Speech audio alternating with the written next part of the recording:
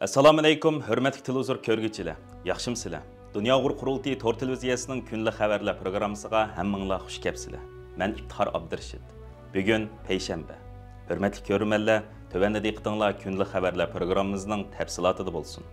Dunyo qurultiyi 6 noyabr kuni bayonot e'lon qilib, Amerikada 5 noyabr kuni o'tkazilgan prezidentlik saylovida Cumhuriyetçiler Partiyasining prezident nomzodi Donald Trump efendimning Amerikaning 47 navbatlik prezidenti bo'lib saylanganligini tabriklash bilan birga, Donald Trump boshchiligidagi yangi Amerika hukumatini Uyg'ur kishilik huquq siyosati qonunini haqiqiy yo'sinda ijro qilib, Xitoyning Uyg'urlar ustidan yurgizayotgan irqiy qirg'inchilikni to'sib qilish uchun davomli tirishchanlik ko'rsatishga chaqirdi. Bayonotda Dunyo qurultiyining raisi Turg'unjon Alovdin apandim mundaq deb ko'rsatdi. Biz Donald Trump apandining Amerikaning 47 navbatlik prezidenti bo'lib saylanganligini tabriklaymiz.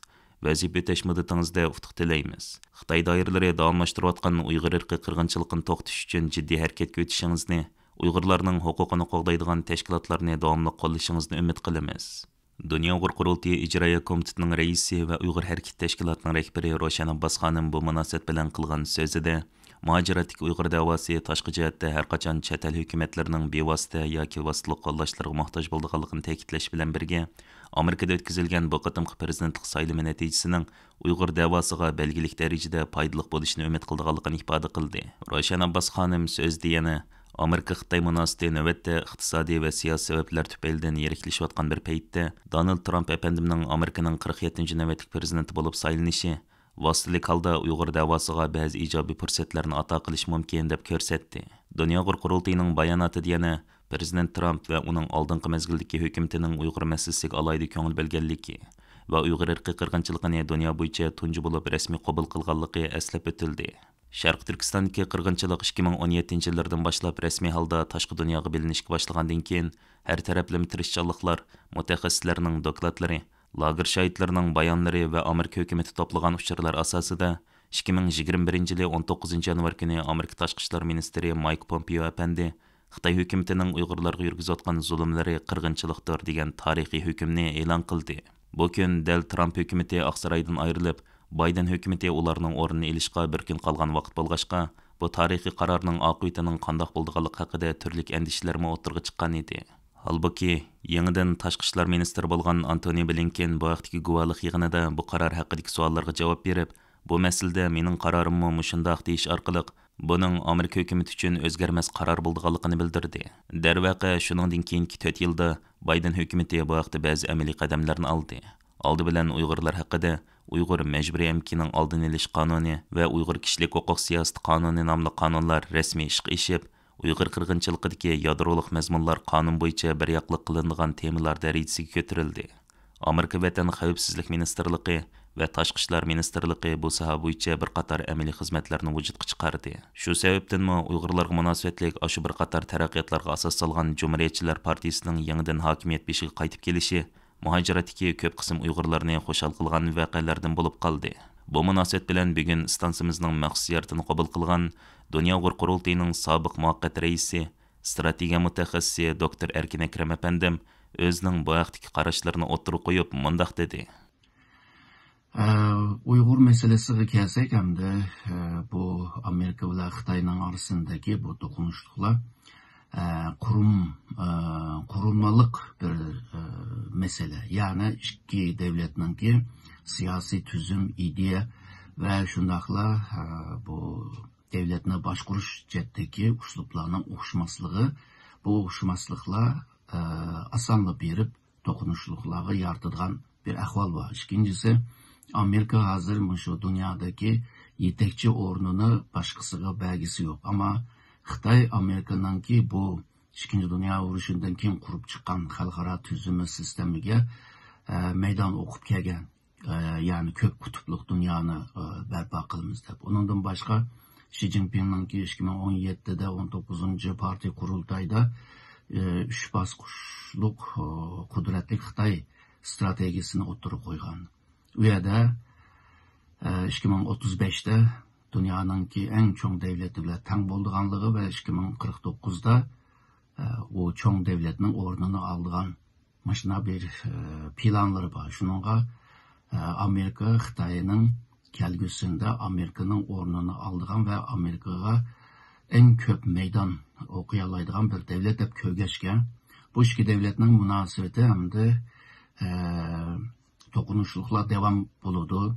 İktisat ticarette belki azrak az ziyan bile ama ticaret ve iktisat yana devam kıldı deb oylayman. Ama kalan sahalarda bu iki devlet hem rekabet hem de bir düşmanlık mı var.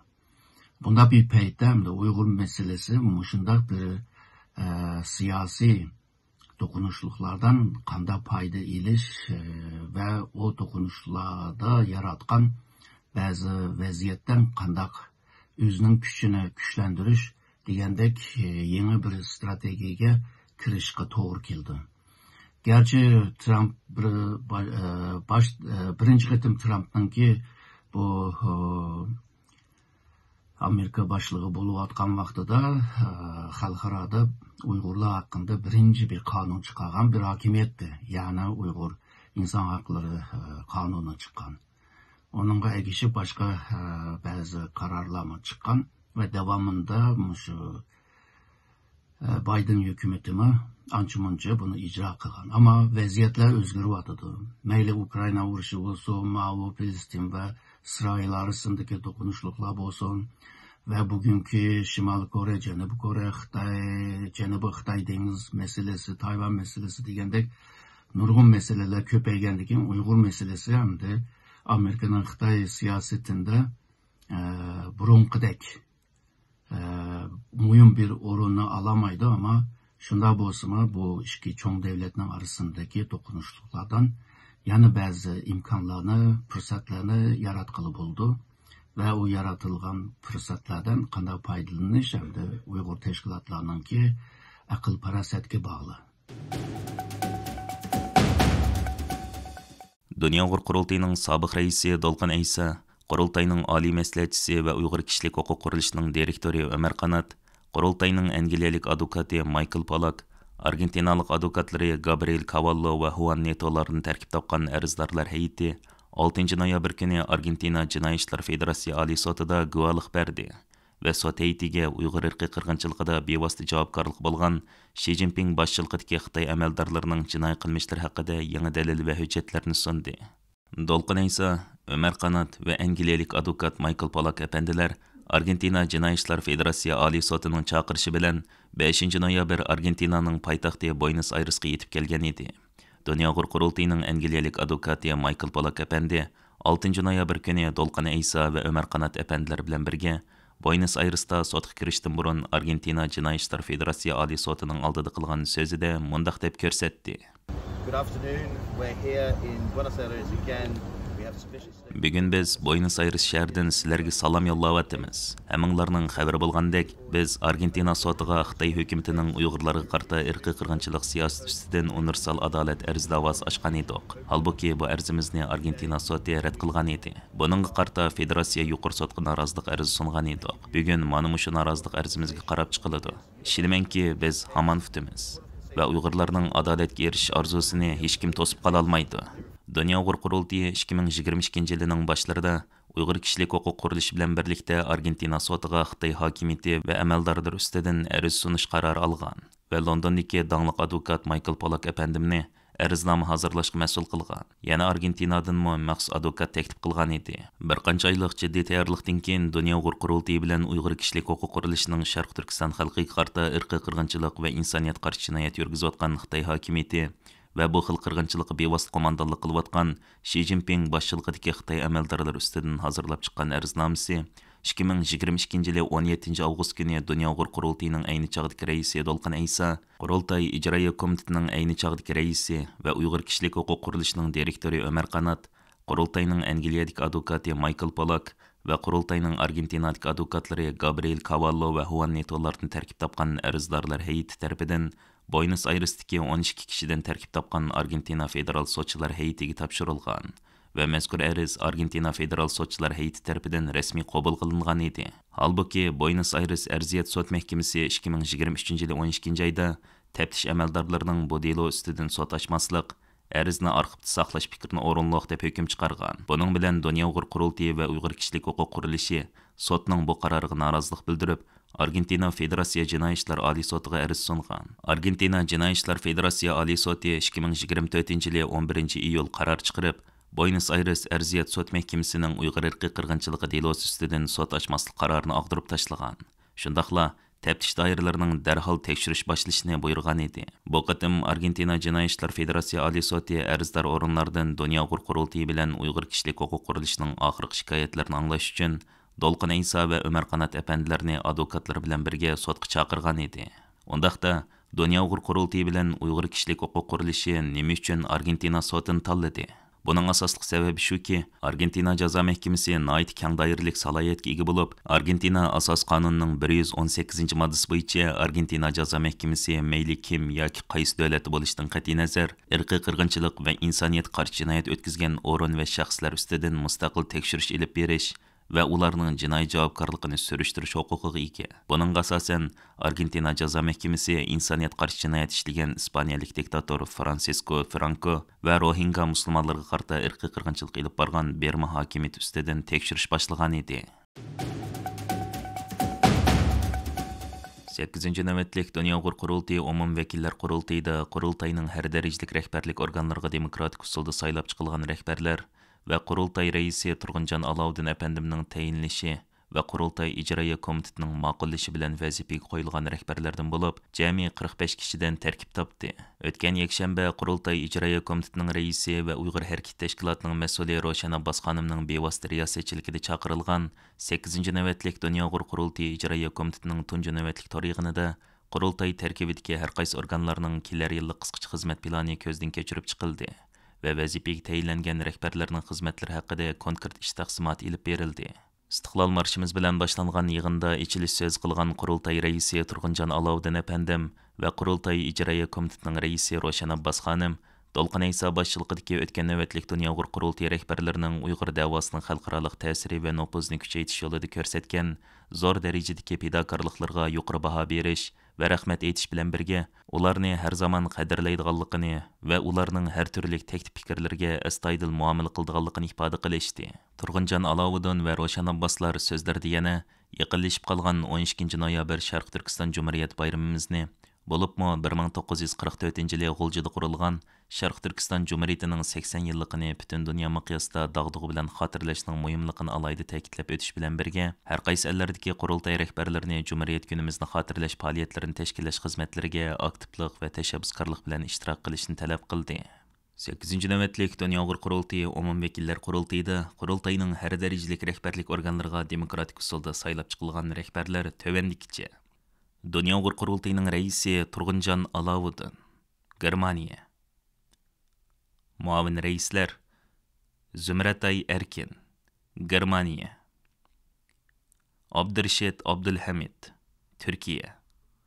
Erkin Ahmetov, Qozog'iston. Dunyo Uyg'ur qurultiyi ijroiya komitetining raisi Roshan Abbos, Amerika. Ijroiya komitetining muavin raislari Erkin Zunun, Germaniya. Polat Sayim, Avustraliya. Mutallib Qurban, Amerika. Abdulhamid Qaraxon, Türkiye. Dunyo Uyg'ur qurultiyining bosh taftishi Abdukerim Abdurahman, Yaponiya. Təftişlər Qalbinur Sidiq, Gollandiya. Gülmira Zunun, Avustraliya. Baxtiyar Nasir, Gollandiya. G'olib Mejid, Yaponiya. Dunyo Uyg'ur qurultiyi fondining raisi G'ayur Qurban, Germaniya. Fondining muavin raislari Mukarram Qurban, Kanada. Umid Tursun, Germaniya. Tursunjon Saitov, Qozog'iston. Jurat Abdukerim, Avustraliya. Yoshlar komitetining mudiri Rizvanay Ilham, Shvetsariya. Ma'rif komitetining mudiri Abdurashid Niyaz, Türkiye. Ayollar komitetining mudiri Baxtinisa Abduriyim, Shvetsiya. Ishki ishlar komiteti mudiri Ekber Tursun, Belgiya. Diniy ishlar komiteti mudiri Abdujalil Turan, Türkiye. Madaniyat komiteti mudiri Mo'minjon Rahmonjon, Norvegiya. Seyye Komiteti Müdiri Endili Karaxanlı, Şvitsariya. Ekologiya Komiteti Müdiri Gülmira Berdaş, Angliya. Şarq Asiya İşleri Komiteti Müdiri Savut Mehmet, Yaponiya. Kişilik Hukuk Komiteti Müdiri Kevser Kamil, Kanada. Uçur Axbarat Merkezining Müdiri İftixar Abdurashid, Germaniya. Tədqiqat Merkezining Müdiri Muxtar Abdurahman, Yaponiya. Muhacirlar Merkezining Müdiri Adiljan Abdikerim, Gollandiya. Nəşriyat Merkezining Müdiri Tuyğun Abduvali, Kanada. Qanun Komitetining Müdiri Mehmet Çelepçi, Avustraliya. Təntarbiya Komitetining Müdiri Dilshad Barishchi, Türkiye. 8. navbatlik Dünya Uyghur Qurultayı Reisi Turg'unjon Alovdin apandimning tayinlishi va Qurultay ijroiya komitetining ma'qullashi bilan vazifaga qo'yilgan rahbarlar tovandikicha. Oliy maslahatchilar: Qahramon G'ojambardi, Qozog'iston. Ro'zimamad Abdulbaqiyev, Qirg'iziston. Rishad Abbas, Amerika. Ömer Qanat, Amerika. Farxat Yo'rinqash, Germaniya. Dünya Uyghur Qurultayıning bayonotchilari: İngliz tili bayonotchisi Zumratay Erkin, Germaniya. Uyg'ur tili va turk tili bayonotchisi Abdurashid Abdulhamid, Türkiye. Arab tili bayonotchisi İftixar Abdurashid, Germaniya. Xitoy tili bayonotchisi Dilshad Reshid, Shvetsiya. Dünya Uyghur Qurultayıning O'rta Osiyo ishlari koordinatori Robert Ömerbaqiyev, Qozog'iston. Dünya Uyghur Qurultayı Qirg'iziston alayda vakili Zumrat Roziyeva, Qirg'iziston. Dünya Uyghur Qurultayı arxiv bölümüning müdiri Toshmamat Yo'lbasar, Germaniya. Qurultay nizomnomasi bo'yicha ijroiya komiteti raisining riyosatchiligida chaqirildigan ijroiya komiteti yig'inlari ijroiya komiteti a'zolarining yarmidan ko'pragining qatnashishi bilan salohiyatli hisoblanadi. Ijroiya komiteti qarorlari yig'inga qatnashgan ijroiya komiteti a'zolarining 3dan 2 ovozi bilan e'linadi. Ijroiya komiteti qurultayning kundalik faoliyatlariga riyosatchilik qiladi va vakillar qurultayda e'lingan qarorlarni ijro qiladi. Keyingi mezgillardan buyon bo'libmi Bosniyada chaqirilgan 8. navbatlik Dünya Uyghur Qurultayı umum vakillar qurultayining oldi keynida Xitoyning qurultay va qurultay rahbarlariga qaratgan buzg'unchilik qilmishlari va oshkora tahditlari, buningga mos holda noma'lum kuchlar tarafidan elib berilayotgan qurultay va qurultay rahbarlari nomidan saxt uchur tarqitish hodislarining kundan kunga kuchayib berishi, qurultayni qo'llab kelayotgan Amerika boshchiligidagi g'arb demokratik ellarining va chet ellik kuzatuvchilarning kuchli diqqatini qo'zg'atgan nuqtalarning biriga aylandi. Bu vaqtdagi xabarlar chet el matbuotlaridami keng doirada o'rin olishga boshladi. Qurultay harbisida xakerlar Qurultay markaziy ishxonasining sekretari Erkinzun apandimning nomida Bosniyada chaqirilgan 8. navbatlik qurultayning kechiktirilganligi haqida saxt uchur tarqatgan, qurultayning ba'zi rahbarlarining xat sanduqiga tahdid qayta tashlangan, yana bir qism qurultay rahbarlari ustidan töhmat va haqoratlar bilan to'lgan maxsus un va sin filmlari ishlab tarqatilgan edi. Qurultay markaziy ishxonasining stansimizga bildirishicha, 11 ayning 5 kuni yana ba'zi qarang'i kishilar ekran ostida ko'rsatilgan saxta el-xat adresini qo'llanib, qurultayning raisi Turg'unjon Alovdin apandimning nomida Isroil-Falastin masalasiga munosabatlik yolg'on axborot tarqatgan. Ba'zi kuzatuvchilar yuqorqida qilmishlarning Xitoyning yoshirin qo'mondonligi ostida ilib berilayotganligini taxmin qilishmoqda. Chunki Xitoy hukumati Bosniyada chaqirilgan qurultayni to'sib qilish uchun Bosniyadagi yig'in mezgilida sobiq rais Dolqan Aysani tutadiganligi haqida tahdid solgan. Qurultaydan burun qurultay yig'ini ichilmoqchi bo'lgan Holiday mehmon sarayga Xitoyning Bosniyadagi elchixonasi 3 ortiq pul beradiganligini va bu qurultayning ichilishini bekor qilib etishni aytib odam avatgan. Ammo mehmon saray taraf Xitoyning bu yo'lsiz talpini tijorat va odamiylik axloqiga xilof deb rad qilgan. Bu vaqtdagi xabarlar hatto Bosniya matbuotlarida o'rin olgan edi. Bo'libmi qurultay harbisida yana qurultayning yuqori qatlam kishilarining Daesh siyoqidagi kishilarning tahdidiga uchraganligi Bosniya hukumatini qattiq cho'chitgan va Bosniya hukumati butun qurultay jarayonida qurultay ichilayotgan mehmon sarayning bexatarlik tadbirlarini eng yuqori darajada oshirgan. Qurultay vakillari o'rinlashgan mehmon sarayning har bir qavitiga maxsus bexatarlik xodimlari o'rinlashtirilgan va qurultay vakillari kecha-kunduz qo'g'dalgan edi. Qurultay markaz organi 11 ayning 5 kuni ba'zi qarang kishilarning qurultayning raisi Turg'unjon Alovuddin apandimning nomida İsrail Palestin masalasiga munosabatlik yolg'on axborot tarqatganligi munosabati bilan yana bayonot e'lon qilib, xalqaro jamoatchilikni va har qaysi ellarda yashayotgan Uyg'ur qarindoshlarimizni Xitoyning bu xil saxt uchurlarga ishonmaslik, agar qurultay nomidan biror uqtirish topshirib olgan hamon qurultay markaziy ishxonasi bilan bevosita aloqa qilish haqida ogohlantirdi. Dunyo Uyg'ur qurultayining bu haqda istansimizga yo'llagan yozma uqtirishida mundaq deb ko'rsatildi. Yaqin kunlardan buyon xuddi Dunyo Uyg'ur qurultayi nomidan e'lon qilinayotgandek har xil saxta bayonotlar, uchurlar va ilxatlar tarqatilyotdi. Xitoyning Dunyo Uyg'ur qurultayining 8-ci navbatlik umum vakillar qurultayini bor kuchi bilan to'sishga urinish zo'ravonligini amalga oshira olmagandan keyin, amdilikda o'xshamagan media vositalari orqali Dunyo Uyg'ur qurultayining inovatiga, e'tiboriga va ta'sir kuchiga ziyon solishni maqsad qilgan turli yolg'on uchurlarni Dunyo Uyg'ur qurultayining ismini qo'llanib tarqatmoqda. Masalan, ekran ostida ko'rsatilgan saxta ilxat adresidan Dunyo Uyg'ur qurultayi raisi Turg'unjon Alovuddinning nomidan tarqatilgan saxta bayonot buning tipik o'rnaklarining biri. Dunyo Uyg'ur qurultayining rasmiy tor va ilxat adreslari tovandikicha. Xalqimizdan qurultayimizning rasmiy tor adresi, ilxat adreslari Qurultay tor televiziyasidan boshqa yerlarda qurultayimizning ismini qo'llanib chiqqan uchurlarga e'tibor qilmasligini, qurultayimizning inson haqlari, erkinlik, demokratiya va mustaqil siyosiy kelajagini belgilashdan iborat Uyg'urlarning egilik huquq oliy manfaatini asos qilgan tub prinsiplarga uyg'un kelmaydigan uchurlar va shubhali uchurlar uchrab qolsa, qurultayimizning munosabatli kishilar bilan aloqa qilishini iltimos qilamiz. Hurmatli ko'ruvchilar, yuqorida diqqatingizga kunlik xabarlar programmamizning tafsilotini sundik.